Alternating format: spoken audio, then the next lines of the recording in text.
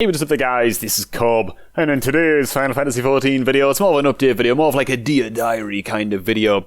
I want to talk a little bit about playing the Summoner class, the Summoner job, rather, in Final Fantasy XIV. My decisions for switching away from Bard, and why I think, at least I'm pretty certain, that I'm going to be maining Summoner going forwards. Now, I know that a lot of you guys will probably say, well, you're like level 52 or something, you know, I think I'm 52-ish right now. You shouldn't really be picking your main right now. Give it until endgame, try out all of the jobs and all of the classes before you decide. And, you know, I hear you. When I say that I'm maining Summoner, it means that I can see myself playing it and enjoying it for a long time to come, if the playstyle is anything like it is right now, you know, at max level. Obviously, I want to try out all of the jobs and all of the classes, but right now, Summoner is so fucking cool, dude. So I actually decided to kind of move away from Bard a little bit and just try out something new, something different, because the playstyle for Bard, I really, really love the concept for Bard, by the way. The AoE buffs, the kind of aura buffs and stuff like that, and it's really, really cool in theory, but I was just getting the sense that it's a job that very much relies on procs. It's very, very proc-based. You're just kind of waiting for procs and trying to manage procs, and your buttons and your rotation feel more like a bit of a priority list, at least right now in the game, and I just wasn't gelling with that also good, you know. I like a nice, fixed, structured kind of playstyle that I can kind of churn out nice smooth rotations, and I felt that even by like level 30, level 40, I felt like Summoner was offering that a lot more.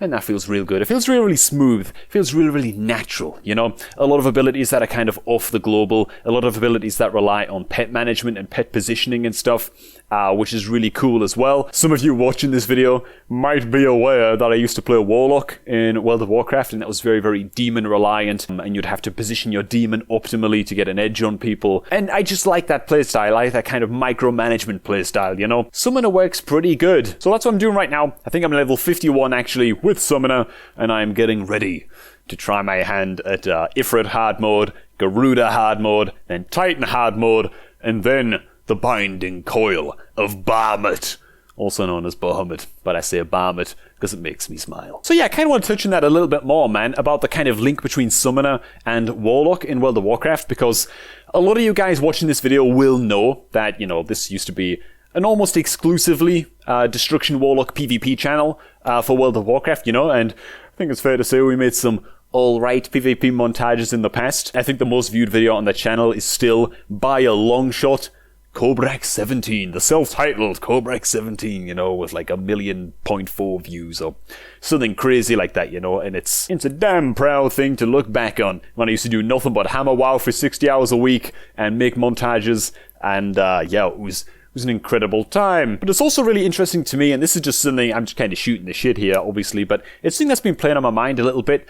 It's really interesting how many new faces are popping up on the channel, man. It's equally incredible, don't get me wrong, to see, you know, all of the familiar faces who've been following the channel for, God, there's some people who've been subscribed to the channel for like 8-9 years, and are still checking out the content, checking out the videos, dropping comments, and that's so fucking cool. You know, I can't even describe it. But at the same time, it's really interesting and really strange that we've got this influx of new people and new players and Final Fantasy players, oh, by the way, how's everybody doing, that really have no idea about this channel's history as a World of Warcraft channel, man, and what we used to be like in World of Warcraft, and how hardcore we used to PvP in World of Warcraft, and my God, man, it was big, it was something, man, at the height of it, you know? And I gotta admit, I think that's one of the things that's making Final Fantasy XIV really novel and fresh to me, is the ability to play the game without, you know, 36 people whispering me as soon as I log into the game, you know, sending private messages and shit like that, and trying to add me and all of this kind of stuff, you know. I can kind of just relax into the game a little bit more. Some of you guys do message me and say, hey, what's up, man? I checked out your YouTube video. I saw you on YouTube, and I just wanted to welcome you to the game, and, you know, can I help with anything, and blah, blah, blah. And that's all really, really fucking awesome, but it's nowhere near the level that it used to be in World of Warcraft, man. Which is nice. It just takes the pressure off a little bit, which is great for a game like Final Fantasy XIV, man, because doing this game at your own pace, it seems like a big thing. Thank you, boys, for letting me just kind of, you know, roll through the game at my own pace. and just enjoy the process, man. But yeah, I gotta say, if you are a World of Warcraft refugee, some people don't like that term for some reason. It's just a goddamn figure of speech. Calm down, you know. You don't need to be all sensitive about it. World of Warcraft refugees call themselves WoW refugees. But if you are a WoW refugee or a potential WoW refugee and you are looking to try out Final Fantasy XIV, I would greatly recommend, if you're a Warlock player, you gotta play Summoner, dude. You gotta play Summoner. Tell you what, I might do a video sometime soon, actually, just recommending what I would see as a very similar class from WoW to Final Fantasy. So if you are looking to make that switch or try the game out and jump into FF14, what kind of class might suit you best when you first start playing? I think that'd be kind of an interesting video once I have a bit more knowledge of how, you know, every job in FF14 works, man. That'd be kind of intriguing. But I can say for sure that if you do enjoy Warlock gameplay in World of Warcraft, it's Summoner all the way, man. It's Summoner all the way. You got that pet to manage, you have damage over times, you even have abilities that kind of work like Conflagrate does for Destruction Warlocks in WoW, you know? I forget its name. Fester. You got some Fester action.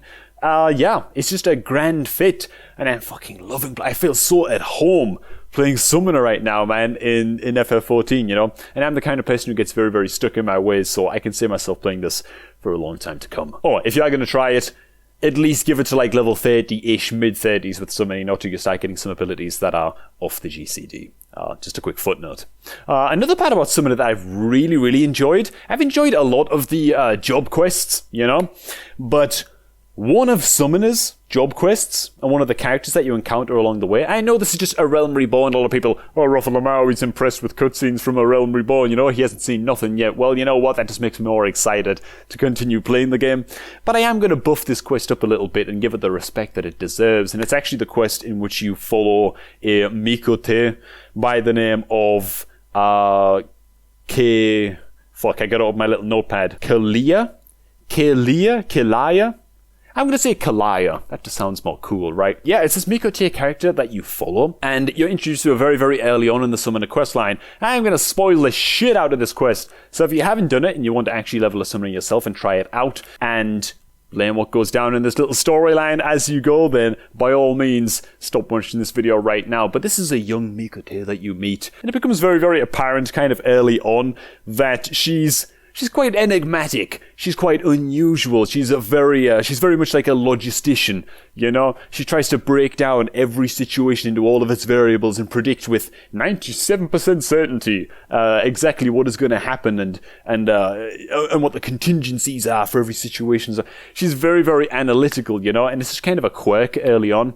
You don't really pay much attention to it. It's like, whatever, they're trying to make a character memorable, you know? But as the quest kind of unfolds, you bump into a character that literally was transporting this character, Kalia, across the sea as a slave. She was literally a victim of slave trade, you know? And she has this terrible realization and this terrible kind of resurgence of memories when you bump into this character, and she freezes up. She can't fight, she doesn't know what to do, she loses all of her ability to reason and deduce and do all of these things, and she freezes up and she's just got to get the fuck out of there, you know?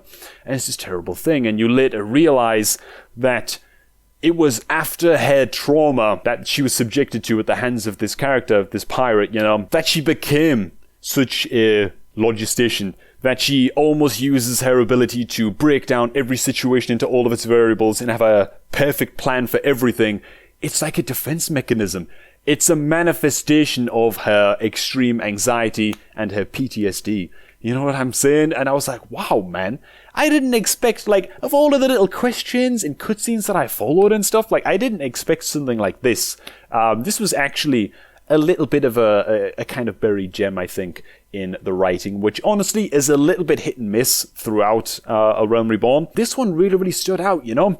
And as the story kind of unfurls with Kalia, you effectively work with her, you know, to get her confidence back, face her fears, and you eventually take this pirate on, and she gains her ability again to kind of logic and reason during the encounter with him. And it's this awesome little cutscene kind of plays out where this guy is eventually beaten in combat, you know, and this pirate tries to run, and she's already figured out exactly where he's gonna run and, you know, how far is he gonna jump off the boat, and it's just like some Sherlock Holmes shit, you know, and he jumps off the boat straight into the hands of the authorities, you know, and he's caught, and it's like, boom, you know, she gets their vengeance, and she's able to use this this manifestation of what was effectively a weakness, you know, her inability to do anything without a perfect plan became her strength, you know, as the quest unfurled. And that's when that's not when I was like, oh, well, I must main summoner for Kalia, you know, but it was one of those moments like, wow, man, I'm so glad that I switched from Bard to try out Summoner. It was just so fucking worth it, man. It was such a memorable little question, you know what I'm saying? It's hot as fuck up. How is it like 9:30 at night and it's like 28 degrees, dude? That's not nearly as cold as it needs to be. But yeah, man, there's a quick TLDR. Summoner is awesome. Summoner's awesome. I'm really enjoying the shit out of it. If there are any jobs and classes, by the way, that I kind of play similar to Summoner, or that you think I would enjoy, if you're kind of familiar with World of Warcraft classes, what the kind of classes I was really into was stuff like Warlock and Death Knight. Kind of enjoyed Fire Mage a little bit, so I am looking into Black Mage as things unfurl, and it's definitely one of the first other jobs that I'm going to try out once I do hit endgame as Summoner, you know, and dick around there a little bit. But right now, man, it is Summoner all the way. I just kind of want to touch down with that and just have a bit of a chat with you guys, because to be honest, if I didn't get this video up now and just make a quick diary and just have a talk with everybody, we'd end up going too long without a video. And I don't want to do that, man. I don't want to do that. And the next video will be, like I say, I think probably a megatage of hard mode Ifrit, Titan, and Garuda, and then we move on to the coil of Bahamut. And it's going to be grand, it's going to be awesome. Before we wrap this one up, I do want to take a moment just to thank everybody who has hit the join button on this channel and become a member and is helping support the effort to keep the gosh darn uploads coming. It's fucking awesome to have your guys' support. And these are the humans by the names of Defane, Christoph Nage, Emil, Vincent Brown, Jin Brox, and Timmy Elgbro. Thanks so much, guys, for the support. Most of you guys have actually been, you know, members on the channel for a good few months now, which is fucking incredible. Thanks so much, everybody who is helping to support the channel, the videos, and the ongoing effort. Cheers, guys. I hope to pump out some more videos soon. This one was more of just a little tidbit, but I hope you all enjoyed it all the same. Thanks for stopping by. Do enjoy the rest of your day. Pat Alalafel, and I shall catch all of you guys just a gosh darn tad bit later.